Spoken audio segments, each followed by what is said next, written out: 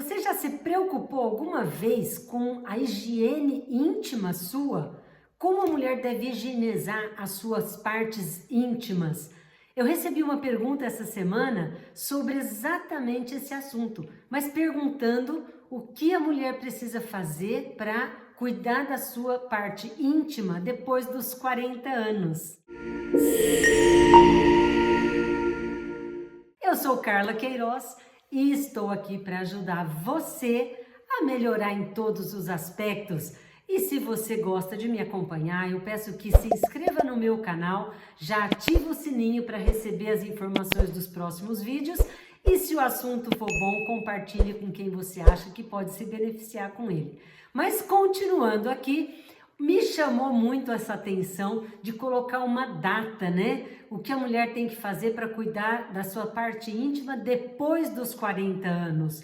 Gente, isso é um preconceito, né? Achar que a mulher agora envelheceu, né? Que a parte íntima da mulher de 38 é diferente da parte íntima da mulher de 40. Não é, é tudo igual. Então, eu vou começar falando de uma parte genérica, de uma forma genérica de toda mulher que deve higienizar suas partes íntimas, tá? Quando a gente é criança, bebezinho, a mãe higieniza a vagina da criança de uma forma diferente do que ela higieniza o pênis do bebezinho, certo? O pênis do bebezinho, antigamente, eles diziam para puxar o prepúcio para limpar bem aquela cabecinha. Hoje a gente sabe que não pode fazer isso, que é para deixar naturalmente ele crescer para depois lá na frente começar a pensar nisso. É só para higienizar de uma forma normal. Ai, mas o xixi não vai ficar dentro daquele canalzinho ali com aquela pele? Não tem problema. O xixi, ele é um bactericida. O xixi tem um monte de elementos que conseguem combater as bactérias, então não precisa se preocupar, tá bom? E a mulher? A mulher, ela tem uma vagina cheia de voltinhas. É diferente do homem, ela é mais escondidinha e ali é muito comum juntar secreção. Pode juntar fezes, pode juntar pomada, resto de pomada que a gente usa às vezes para assadura, né? Antigamente usava-se a hipoglose era uma coisa que grudava, mas nada tirava aquilo da vagina da criança. Hoje já existem pomadas mais leves, né? Não vou nem citar nome aqui para não parecer propaganda, mas as pomadas hoje elas já são bem fininhas, fácil de remover. Então, depois de passar uma pomadinha para assadura, no próximo banho a gente deve ir com um algodãozinho bem delicado e remover aquela secreçãozinha que fica parada. Então começou com o bebê. Depois a criança cresce e começa a querer tomar banho sozinha, tá? Ela consegue, fica lá de molho, lava os bracinhos, lava o pé. E a vagina? Até quando a mãe precisa checar se a vagina da criança está bem limpa? Até em torno dos 5 a 6 anos de idade, tá? Então a gente ainda deve ir lá e fazer aquele check-out, né? Fazer aquela última lavadinha na região íntima da criança. E isso é só orientar a criança. Ó, eu sei que você já cresceu, eu sei que você consegue se limpar, se lavar sozinha, mas na sua parte íntima eu vou dar mais uma limpadinha, eu vou dar mais uma checadinha para ver se está tudo limpinho mesmo.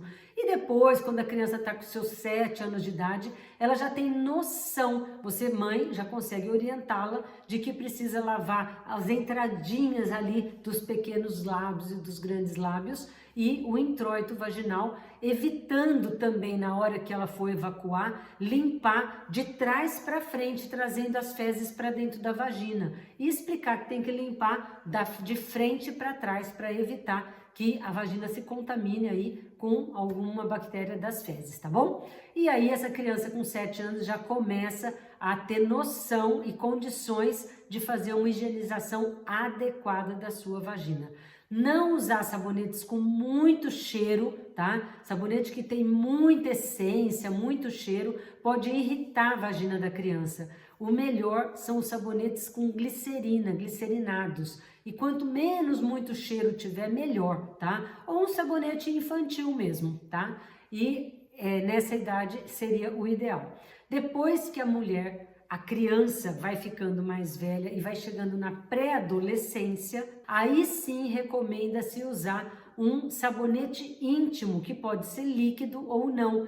Por quê? Porque ele regula o pH, ele já é próprio para aquela região vulvar. Ai, mas é obrigatório isso? Não, se você usa um sabonete que você se dá bem, que não te irrita a mucosa e não está tendo problema nenhum, pode seguir usando o mesmo sabonete que você está acostumada. Mas se começar, depois do banho começa a coçar, começa a ficar irritada, minha vagina fica ardendo, aí é melhor usar higiene íntima com sabonete íntimo próprio, porque ele regula melhor o pH da vagina, tá bom? E aí, ensinar para a mulher que está perto de menstruar ou que acabou de menstruar, né, os cuidados aumentados que ela precisa ter na higienização das partes íntimas no período menstrual. Pensa comigo. Ou ela vai colocar um MODS, né, que antigamente chamava MODS, mas é um absorvente, e aquilo vai esquentar a vagina dela, vai deixar o sangue em contato com a mucosa vaginal. E isso pode eventualmente começar a irritar, pode começar a dar corrimento, pode começar a dar cheiro, tá? Então, o ideal é que ela troque esse absorvente cada 2 ou 3 horas, dependendo do fluxo que ela tem. E OB, tampão, essas coisas, a jovem que acabou de menstruar não vai usar, né? Porque só depois de perder a virgindade que deveriam usar o tampão. Ai, por quê? Se colocar o tampão pode perder a virgindade? Não, gente, não perde a virgindade. Porém, colocou o tampão lá dentro, que ele é pequenininho, da finura de um dedo, ninguém perde ímã com um negócio da finura de um dedo entrando dentro da vagina. Mas lá dentro, o tampão vai inchar de sangue, né? E ele vai umedecido, inchado, ele vai ter dificuldade na hora de tirar. Então, na hora de tirar, pode machucar o ímã da pessoa. Ah, ela perdeu a virgindade porque tirou o OB cheio de sangue? Não, gente. Virgindade não é o ímã roto ou o ímã costurado. Virgindade é a pessoa ter iniciado a sua vida sexual, né? Com penetração de dedo, com intimidades, né? Isso já é perder, de certa forma, a virgindade. Hoje não existe mais aquele tabu que fica preso à ruptura, né? Daquela membrana que parece um anelzinho de uma pele delicada e que depois de uma penetração mais grossa, mais violenta no sentido do volume, tá? Ela pode romper e depois que ela rompeu, em vez dela cicatrizar encostando um no outro, ela cicatriza afastadinha um do outro. Então a gente fica com a vagina um pouco mais flexível, um pouco maiorzinha, para poder ter uma penetração não dolorosa depois da sua 5ª, 6ª relação sexual. Mas esse cuidado precisa existir e essa orientação para essa jovem precisa existir também, tá bom? E aí essa jovem cresceu, começou a ter uma vida sexual ativa. Quais são os cuidados que uma mãe precisa ensinar essa pessoa, ou essa pessoa pode ouvir e aprender com seu ginecologista, num vídeo como esse, né? Eu como ginecologista fazendo um vídeo, em algum lugar ela pode aprender. Então, depois que ela inicia a vida sexual dela, existe um cuidado que a mulher deve ter para evitar algumas infecções, inclusive infecções urinárias. Ah, infecção urinária, Carla, mas por quê? Nós estamos falando de relação vaginal, o que a uretra tem a ver com isso? O que a infecção urinária tem a ver com isso? Tem a ver que o orifício da uretra, né, por onde sai o xixi, é muito perto do orifício da vagina, onde entra o pênis, né? E aí, se tiver alguma bactéria ali na regiãozinha da uretra, no movimento de entrada e saída do pênis dentro da vagina, ele pode empurrar um pouco de bactéria que está parada ali na uretra e isso pode subir até a bexiga, causando uma infecção urinária ou uma cistite, tá? Antigamente eles chamavam cistite da lua de mel, né? Hoje as pessoas dificilmente perdem a virgindade na lua de mel, mas seria uma cistite pós as primeiras relações sexuais dela, por causa desse detalhe de empurrar, né, para cima essas bactérias subindo pela uretra e chegando aí na bexiga, causando essa cistite. E se você quer saber o que é cistite, eu já fiz um vídeo de cistite, pode procurar aqui no YouTube, coloca lá Cistite Carla Queiroz e você vai ouvir a aula sobre cistite e infecção urinária, tá bom? Mas voltando para cá, aí você iniciou a vida sexual e deve ser orientada a duas coisas importantes.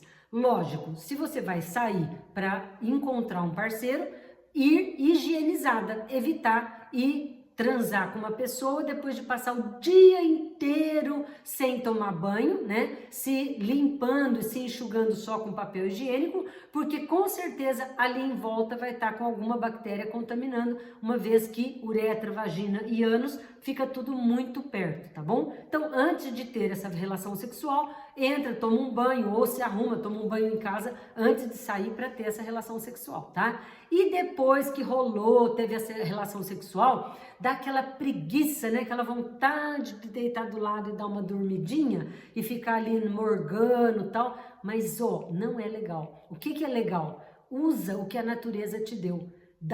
Levanta da cama, vai no banheiro e faz um xixi, tá? Nem precisa se higienizar de lavar, passar sabão, água, nada. Se você só fizer um xixi pós relação sexual, aquela bactéria que estava subindo, com o xixi, a própria natureza lava tudo, tá? Agora, se foi uma relação que foi um pouco mais ousada, né? Machucou um pouco, irritou, teve muita brincadeira, aí é legal você jogar água e higienizar mesmo, tá? Passar um sabãozinho, dar uma limpadinha, enxugar e aí sim, volta pra cama com teu parceiro, curte e relaxa que vai ser muito bom. E aí essa situação, né, a pessoa cresce, inicia a vida sexual, casa, ou o contrário, casa primeiro para iniciar a vida sexual, né, nada contra isso também, é uma possibilidade. E aí, quando ela está casada, como é que funciona? Quando você está casado, principalmente no início do casamento, é muito comum rolar aí um sexo no meio da noite, o cara tá lá sonhando, acorda com uma ereção, vem pra cima de você. Ai, Carla, que preguiça, eu vou ter que levantar pra fazer aquele xixizinho? Não necessariamente. Por quê? Porque aí você tá com o teu marido, você tá com o teu parceiro, que você sabe que tomou banho antes de dormir, que você sabe que você tá num ambiente protegido, higienizado, na roupa de cama limpa, né? Então não há necessidade de você ficar tão preocupada com evitar aquela cistite, né? E aquela infecção urinária advinda dessa relação sexual que pode jogar essa bactéria para cima. E aí, tudo bem, não tem problema nenhum, tá? E durante esse período de casamento, é lógico, né? Os casais muitas vezes engravidam, muitas vezes saem de férias, tem várias situações de casal, tá? Então, vamos começar pelas saídas de férias. Vamos todos aí pra praia, vamos passar uns dias na praia e tal. Toda vez que você tá fora do teu ambiente, a higienização vaginal deve ser mais cuidadosa, tá? Porque você não conhece a água, você não conhece aquela privada, você não conhece a roupa de cama, você não conhece a toalha, né? Então precisa tomar um cuidado maior. E principalmente se você estiver na praia, onde entra muita areia, entra muita... os próprios sal, né, do mar, ele vai deixar aquela vagina um pouco mais irritada por causa disso. E evita, lógico, ficar com o biquíni molhado o dia inteiro. Isso é péssimo para higiene vaginal, tá? Então, se você também não tem que levar 5 biquíni para praia e toda hora ir no banheiro trocar biquíni, não é isso, tá? Mas se você sentir que tá muito úmido, que está te incomodando junto com a areia, com o sal, vai no banheiro, dá uma lavadinha e troca o biquíni, coloca lá um biquíni mais limpinho que vai te aliviar, tá bom? E lavar, lógico, com uma água não salina, né? Com uma água neutra, isso também é muito bom, tá? E depois, a outra situação é quando a mulher engravida. Quando a mulher engravida, toda a mucosa da mulher e a parte hormonal dela fica alterada. E é muito comum a mulher grávida ficar mais umedecida, tá? Então tem que tomar também um cuidado de fazer uma higienização maior, às vezes trocar a calcinha 1 ou 2 vezes por dia, porque muitas vezes o fundo da calcinha da mulher grávida começa a formar uma secreção, né? E aí aquela secreção parada ali também pode ser um local local para crescimento de bactéria. Eu tô falando tudo do que é fisiológico, eu não tô falando de candidíase, eu não tô falando de Gardnerella vaginalis, que é uma outra infecção vaginal que dá um cheiro de peixe na vagina, mas eu vou colocar aqui, ó. Pronto, já coloquei que eu vou fazer um vídeo falando dessa doença também, que é muito comum e as pessoas ficam loucas, alucinadas quando estão com essa infecção, e é uma infecção fácil, simples de tratar, tá bom? Mas voltando aqui, então a gente está falando agora da mulher grávida, e depois que a mulher engravida e tem o bebê, né, a gente sabe que a mucosa da vagina fica toda molhada, a vagina fica toda meio entumecida, né? Tudo isso preparando 9 meses para essa vagina estar bem elástica para poder dilatar e o bebê sair. A natureza é muito sábia, tá? Então, você, mulher, conversa com o teu parceiro. Se ele tá achando que você tá muito molhada, tá muito larga, tá isso, tá aquilo, conversa com ele. Fala, amor, isso aí é da gravidez. A gravidez faz toda uma preparação por 9 meses para que na hora, depois de 9 meses, na hora do parto, o bebê saia sem me machucar. Então, de fato, eu tô diferente do que eu era. Mas depois que ganhar o bebê, volta tudo ao normal, né? Isso tem a ver com hormônio, tem a ver com uma série de coisas. Então, não tenha medo de ter um parto normal, porque depois toda essa mucosa vaginal vai recuperar a sua musculatura, etc, tá?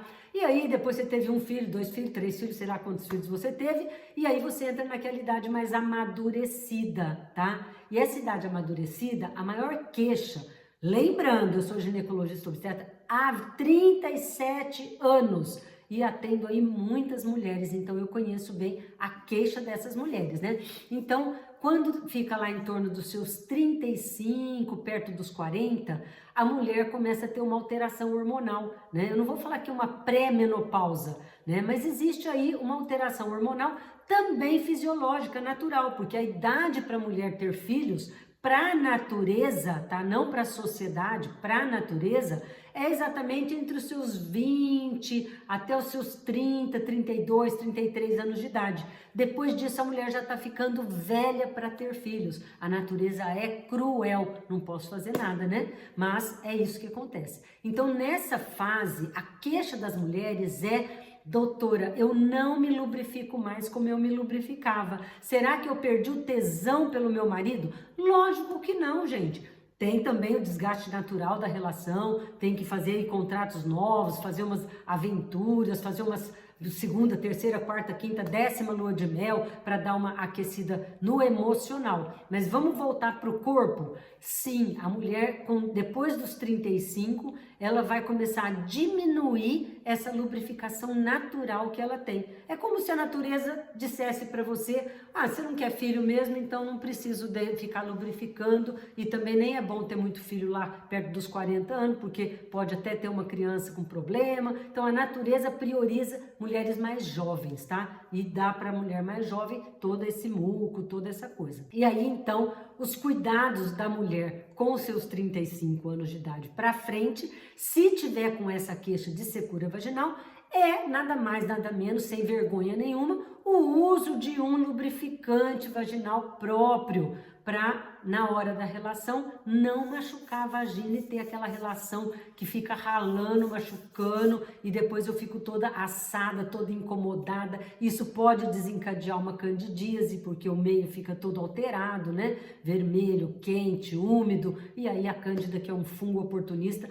pode começar a crescer, tá bom? E aí a mulher precisa usar esses lubrificantes. Uma dica que eu dou para vocês: óleo de semente de uva. O óleo de semente de uva é delicioso. Por quê? Porque ele ajuda a hidratar essa mucosa vaginal, ele ajuda a deslizar o pênis e ele não seca. Porque alguns lubrificantes, depois que você começa a usar, ele dá aquela secada e aí vai ficando irritado tudo de novo. E tem gente até que tem alergia desses lubrificantes, principalmente esses que tem mentol, que tem coisa que esquenta ou que gela. Cuidado com o uso dessas substâncias, que pode eventualmente te causar uma alergia ou uma irritação vulvar ou vulvovaginal, tá bom? E aí a mulher entra nos seus 40 anos de idade, que é onde a gente chegou na pergunta da minha cliente, né? Como higienizar a vagina íntima, a parte íntima da mulher depois dos 40. Do mesmo jeito que sempre fizeram, né? Com os cuidados de lavar os cantinhos, né? Outra coisa que eu não falei, mas toda essa fase da mulher que tem vida sexual ativa, ela precisa aprender a puxar o capuz do clítoris para trás para higienizar aquele clítoris.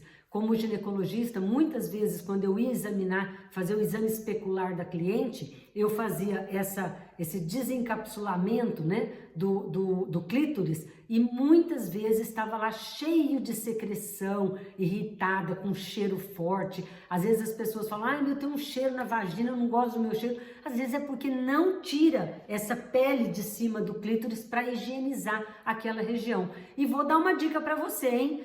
Quando a gente faz isso, a gente começa a ter uma sensibilidade maior na região clitoridiana, que é o pênis da mulher, que quando é manipulado, acariciado, ali a gente tem uma ação neural imediata para começar a ter um fluxo sanguíneo maior para a pelve, aumentando o teu libido, aumentando o teu desejo, aumentando a tua lubrificação e tudo mais, tá bom? Então aprendam a tirar o capuz de cima do clítoris, higienizar e depois volta o capuzinho para o lugar. Se você não voltar, ele volta sozinho também, tá? Porque ele é elástico e ele faz assim e faz assim, tá bom?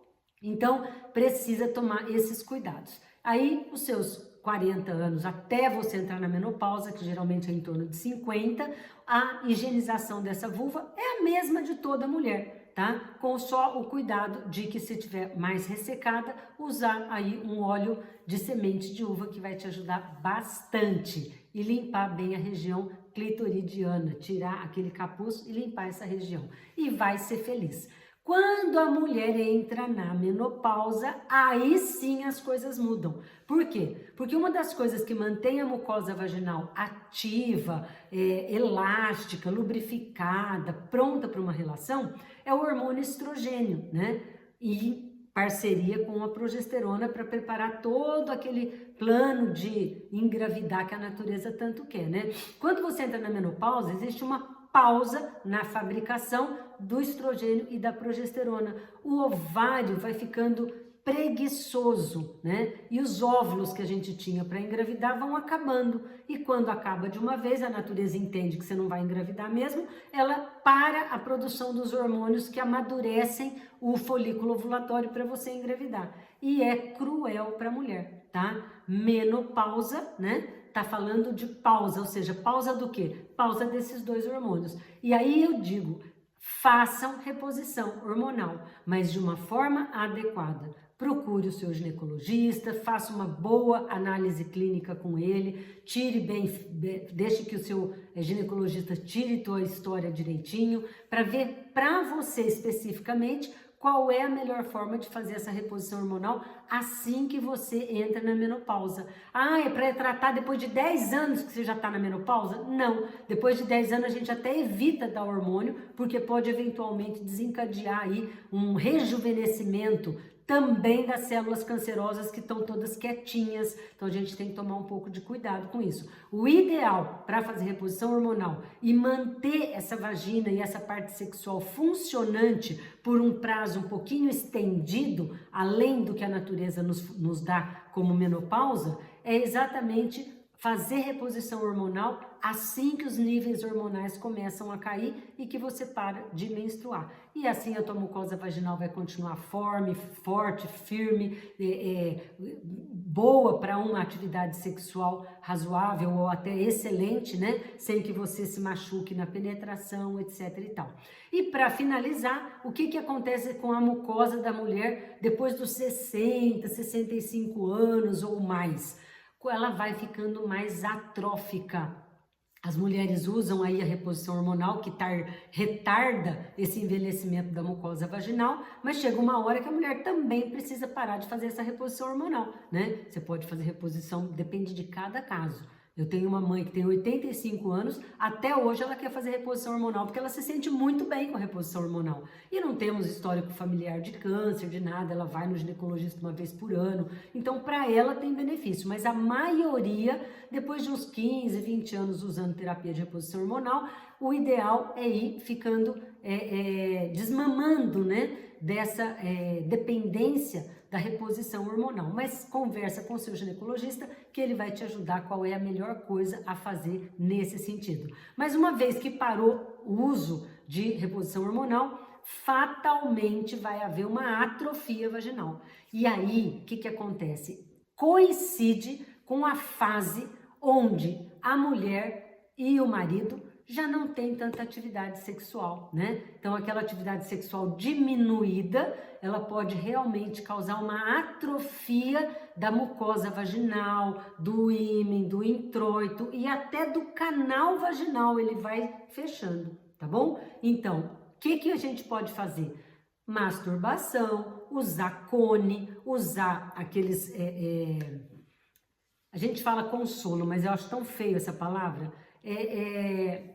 São aparelhinhos que não precisa nem necessariamente ter um formato de pênis, né? Mas que ele é um vibrador comprido assim, mais largo do que a tua vagina, menor do que um pênis ereto, mas que vai te ajudar a ir colocando ele dentro da tua vagina para ela não atrofiar, tá? E para todas as idades, o que é muito legal, que faz parte da saúde íntima da mulher, é trabalhar a musculatura da vagina, tá? Por quê? Porque vocês vão na academia, vocês trabalham o músculo do bíceps, vocês trabalham os músculos da perna, do glúteo, faz abdominal, mas ninguém lembra de trabalhar a musculatura da vagina.